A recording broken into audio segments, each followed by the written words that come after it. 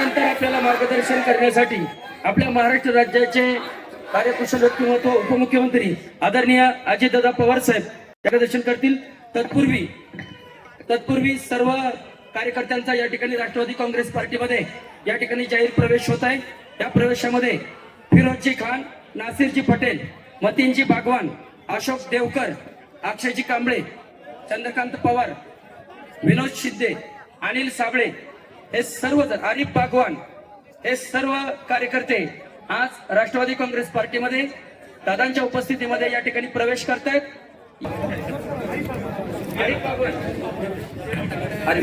राष्ट्रवादी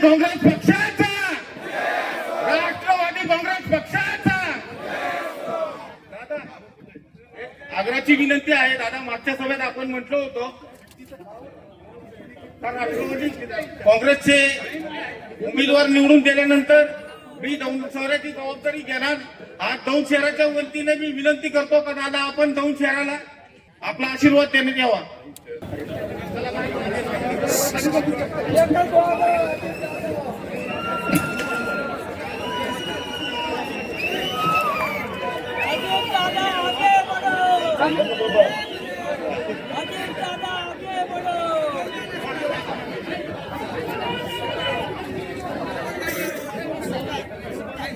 आपल्या अरे थांबले बाबा, पुढे सभा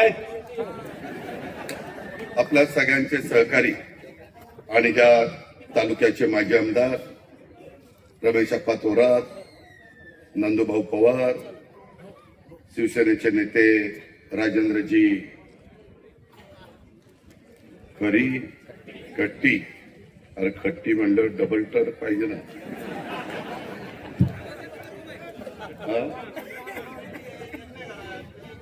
तसं नाही हो, आधी लग्न कोंडा नेसतं मग राबायचं.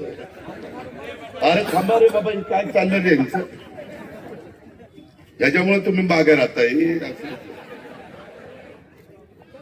राजेंद्रजी खट्टी, वीरधवल जगताळे, वैशाली नागवडे, सोहेल खान, स्वप्नील शहा, महेश भागवत, गुरुमुख नारंग, आबासाहेब वाघमारे, आमचे शिवसेनेचे अनिल सोनवणे, संतोष जगताप, आनंद पळसे, गणेश दळवी, कैलासभाई शहा, धुमाळ अण्णा, BY जगताप, निखिल स्वामी, जालिंदर सोनवणे, आनंद बगाडे, अनिल साळवे, मनोज पडतरे, अशोक कळतकर, अश्विनी वाघमारे, वसंत साळुंके, बुवा सावंत, श्रीकांत थोरात, पंकज नाईकनवरे, नितीन गाडे, वैशाली नवाटे, प्रणोती चलवादी, अनिता साळवे, ज्योती जुरंगे, अशोक काळे, अर्जुन गायकवाड, वैभव नाईकनवरे. आज आपल्या सर्वांच्या साक्षीने आत्ताच राष्ट्रवादी काँग्रेस पक्षामध्ये प्रवेश केलेले आमचे सहकारी फिरोजजी खान, दुसरे सहकारी नसीरजी पटेल, तिसरे सहकारी मतीन बागवान, चौथे सहकारी अशोक देवकर, पाचवे सहकारी चंद्रकांत पवार, सहावे विनोद शिंदे, त्यांच्याबरोबर आलेले सर्व माझे सहकारी आज ह्या दौंड शहराच्या नगर परिषदेच्या प्रचाराच्या निमित्तानं उपस्थित असणारे सर्वच आमचे सहकारी, विशेषतः प्रतिष्ठित नागरिक, व्यापारी बंधू, छोटे मोठे व्यवसायधारक, वेगवेगळ्या राजकीय पक्षाचे उपस्थित असणारे, संघटनांचे, राजकीय पक्षाचे, RPI असेल, शिवसेना असेल, वेगवेगळ्या संघटना असतील, राष्ट्रवादी असेल, ह्या सर्व संघटनांचे, पक्षांचे उपस्थित असणारे सन्माननीय पदाधिकारी, पत्रकार मित्र, बंधू भगिनींनो आणि माझ्या तरुण मित्रांनो, सर्व आज आपल्या सगळ्यांच्या समोर जे आम्ही 27 उमेदवार उभे केलेले ते सर्वच्या सर्व आमचे उमेदवार, बंधू भगिनींनो आणि माझ्या तरुण मित्रांनो, उशीर झाला त्याच्याबद्दल दिलगिरी व्यक्त करतो, कारण पुढे अजून 3 ठिकाणी सभा आहे. परंतु मी साधारण सगळ्या ठिकाणी जाऊन एक भाषण कोणतरी करताना मी करतो, परंतु इथं अनेकांना बोलायचं होतं तरी अनेक जण थांबले. थोडं तुम्हाला उन्हात बसायला लागलं त्याबद्दल दिलगिरी व्यक्त करतो, कारण बाकीचे जरा सावलीत बसले, माझ्या लाडक्या बहिणी उन्हात बसल्यात, त्याबद्दल माफ करा, दिलगिरी व्यक्त करतो. मित्रांनो, महाराष्ट्राच्या 288 ठिकाणी विधान नगरपंचायत, नगरपालिका आणि नगर परिषद ह्याच्या निवडणुका चाललेल्या आहेत. त्याच्यामध्ये आपला पण दौंड नगर परिषदेचा समावेश आहे. खरं तर अनेक वर्ष खऱ्या अर्थाने काम करणाऱ्या कार्यकर्त्याला 9 वर्ष संधी मिळाली नाही. 2017ला निवडणुका झाल्या, त्याच्यावर आता 26ला ही नवी बॉडी येईल जानेवारीमध्ये, म्हणजे डिसेंबरमध्येच येईल, परंतु आता नवी बॉडी येईल. आज 5 वर्षांनी 4 वर्ष तशी बघितली तर प्रशासकाची आली, आणि ज्या पद्धतीनं ज्या लोकप्रतिनिधींनी नीट लक्ष दिलं नाही त्या शहराचा विकास झाला नाही. कारण चीफ ऑफिसर हा आमदाराचा ऐकतो. आम्ही लोक सत्ताधारी पक्षाचे आमदार आहोत, त्याच्यामुळे तुम्हाला माहिती आहे साहजिकच सत्ताधारी पक्षाचं ऐकलं जातं. आणि असं असताना पण तुम्ही जर पाहिलं, मी आपल्या दौंडकरांना सांगेन, हे दौंड शहर हे तसं बघितलं तर आज तुमची थोडी कमी जास्त 50,000 मतदारांची संख्या आहे, आणि मागासवर्गीयांची संख्या माझी नवबुद्ध, मातंग, चर्मकार हा सगळा जो माझा समाज आहे, जो ज्यांना घटनेचे शिल्पकार डॉक्टर बाबासाहेब आंबेडकरांनी आरक्षण दिलं, त्यांना इतरांच्या बरोबर आणण्याच्या करता काही त्यांनी नियम केले, घटनेमध्ये काही तरतूद केली, संविधानाच्या निमित्तानं सगळा आपला भारत देश एकसंघ राहिला पाहिजे, अशा प्रकारचं जगातलं सर्वोत्कृष्ट संविधान हे बाबासाहेब आंबेडकरांनी आपल्याला दिलं, आणि त्याचा रास्त अभिमान आपल्याला आहे. परवा 26 तारखेला आपण सगळ्यांनी बाबासाहेब आंबेडकरांच्या संविधानाचा संविधान दिन उभ्या भारत देशामध्ये साजरा केला, आणि दरवर्षी आपण तो साजरा करत असतो. वेगवेगळ्या पद्धतीनं लोकांच्या मनामध्ये भीती घातली जाते की हे उद्या संविधान बदलतील, हे उद्या आरक्षण काढतील, हे आणखीन काहीतरी करतील. मित्रांनो, असं कुणी करू शकत नाही. आपला भारत देश हा खंडप्राय देश आहे. अनेक जाती धर्माचे लोक इथं राहतात, गुड्या गोविंदांनी राहतात. त्याच्यामध्ये अनेक जात आहेत, धर्म आहे, पंथ आहे, भाषा आहे, परंतु कधी आपण सगळे भारतीय आहोत. एक माणुसकी ही आपली जात म्हणून आपण सगळे चाललेलो आहे. आज इथं माझ्या मागासवर्गीयांची संख्या 15,000 आहे, माझ्या अल्पसंख्याक समाज इथं मोठ्या प्रमाणात जवळपास 12,000 आहे, ख्रिश्चन समाज 8,000 आहे. थोडे मग तिकडं होतील, नाहीतर म्हणतील अरे 8,000 कसा म्हणला, 12,000 कसा म्हणला, थोडं इकडं तिकडं होईल. त्याच्यामध्ये मराठा समाज 7,500 आहे, माझा इतर मागासवर्गीय समाज आहे, त्या व्यतिरिक्त इतर वेगवेगळ्या छोट्या मोठ्या जाती अनेक, इथं 10,000 साधारण ती संख्या आहे.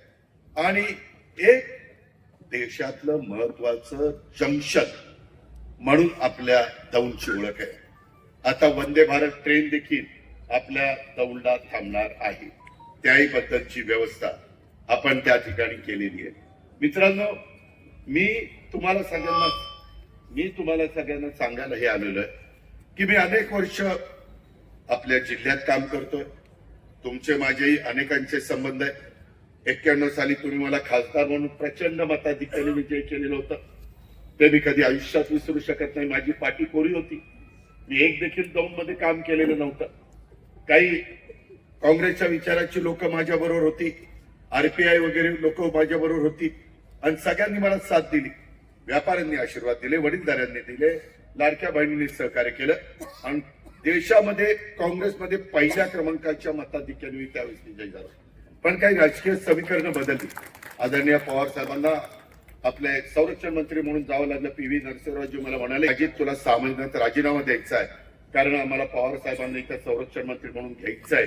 जसं स्वर्गीय यशवंतराव चव्हाण साहेब हिमालयाच्या संरक्षणाला सह्याद्री धावला होता अशी मध्ये नोंद आहे, आणि तशा पद्धतीनं आपले त्यावेळेसचे पंतप्रधान नेहरूजींनी त्यांना बोलवलेलं होतं. तसं पवार साहेब देखील एक डायनामिक नेतृत्व म्हणून त्यांना तिथं बोलवलेलं होतं. आणि असं असताना मी पुन्हा राजीनामा दिला, पुन्हा निवडणुका झाल्या, पुन्हा बापूसाहेब त्यांना निवडून दिलं. त्या 5 वर्षात तीनदा आपल्याला खासदारकीची निवडणूक करावी लागली. पण ते माझ्या बारामती, दौंड, इंदापूर, शिरोर, पुरंदर, हवेली, पिंपरी चिंचवड सगळ्यांनी सहन केलं, आणि आम्ही पण काम करत राहिलो. आज मित्रांनो, या निवडणुकीच्या निमित्तानं मी आपल्या पुढे येत असताना मला अनेक जण, इंद्रजित माझ्याबरोबर गाडीत होता, आमचे रमेश अप्पा बरोबर होते. मी येताना इतकं जामिंग, आज रविवारचा बाजार असतो, साहजिकच गर्दी. कदाचित आज सभेच्या निमित्तानं देखील बाबा या अजित पवार काय बोलतोय, काय सांगतोय, खरं सांगतोय का आणखीन दबाडाचं काही सांगतोय, असं ऐकायला पण काही आले असतील. मी शब्दाचा पक्का आहे, मी खरं बोलणारा कार्यकर्ता आहे. एखादी चूक झाली तर मी लगेच सरळ सांगतो की माझी चूक झाली. परवा मी असंच म्हणलं, माझं बारामती शहर बघा किती सुंदर आहे, स्वच्छ आहे, चांगलं आहे, नीटनेटकं आहे, आणि इतर पुढारींची शहर बघा ठीक आहे. तो लव यू टू त्यामध्ये मी तसं बोललो, माझी चूक होती. मी असं भिकार कोणाला म्हणायचं कारण नव्हतं. मी फार तर बकार म्हणलं असतं तर भावकी चाललं असतं, पण मी ते बोललो नाही. मी माघार घेतली, तो शब्द मी मागे घेतला. मित्रांनो, आज पिढ्यानपिढ्या काही तर अनेक पिढ्या माझ्या टाउनमध्ये व्यवसाय करतात, शेतीवाडी करतात, छोटा मोठा दिवसभर काम केल्यानंतर त्यांची संध्याकाळी चूल पेटते.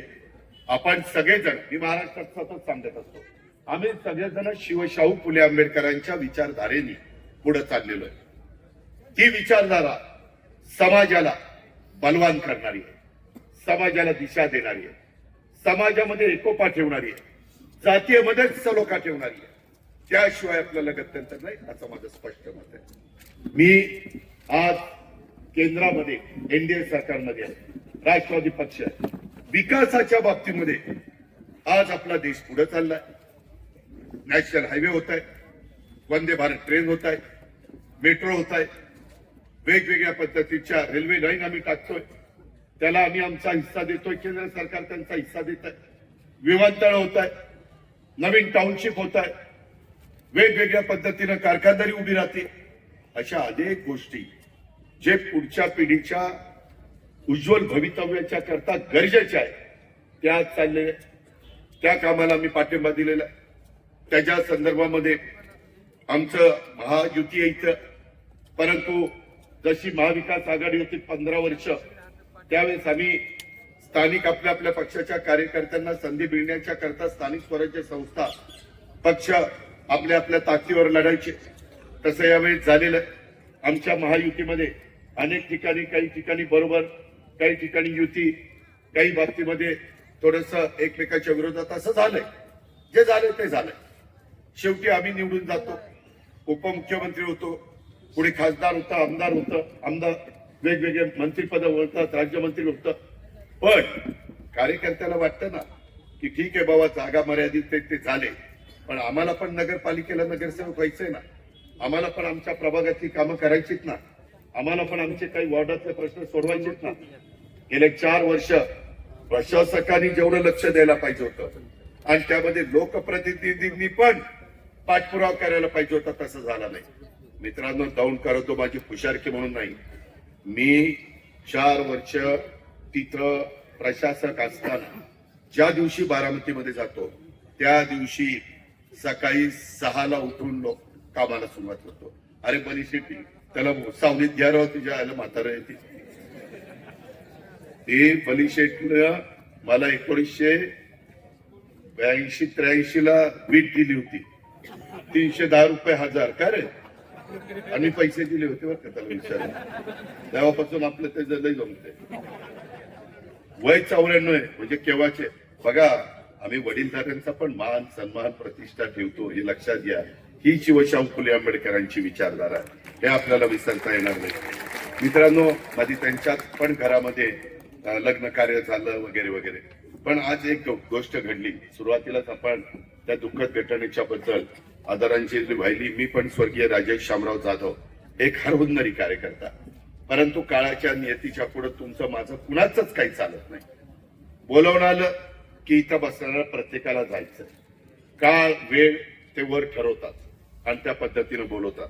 आज आमचे राजेशजी आमच्यात राहिलेले नाहीये, त्यांच्या मुलावर जबाबदारी आलेली. त्याला आम्ही सगळेजण जे काही त्याचा दुःखाचा डोंगर कोसळलेला आहे त्याच्यातनं त्याला पुन्हा सावरण्याच्या करता आमच्या सगळ्यांचं मदत आहे, आमच्या सगळ्यांचं सहकार्य आहे. आम्ही सगळेजण त्याच्या दुःखात सहभागी आहोत. आणि मी देखील स्वर्गीय राजेश शामराव जाधव या माजी उपनगराध्यक्षाला भावपूर्ण श्रद्धांजली अर्पण करतो. मी सभा झाल्यानंतर 2 मिनिटात त्याच्या मुलाला भेटायला तिथे जाणार आहे, कारण मला पण पुण्यात 3 सभा आहेत.